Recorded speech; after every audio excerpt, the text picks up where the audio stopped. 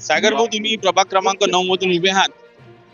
तुम्ही निवडून आल्यानंतर जनतेसाठी प्रभागातल्या तुम्ही काय सर्वप्रथम उपाययोजना करणार? सर्वात प्रथम प्रभागातल्या लोकांसाठी इथं सर्वात प्रथम आम्हाला एक ॲम्ब्युलन्सची खूप गरज आहे. बरं.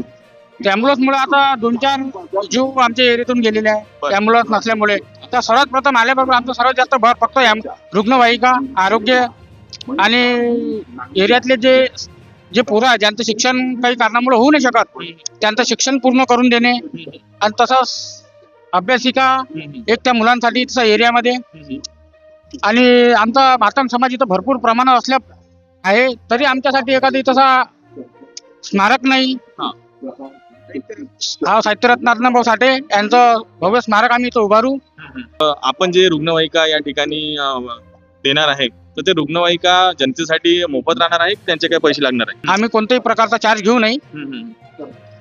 आणि ज्यांच्याकडे सपोज डिझेललाही पैसे नसले मग अशा त्यांना आम्ही स्वतः वैयक्तिक मदत करू आणि आमचा पेशंट आम्ही तिथपर्यंत पोहोचू. बरोबर.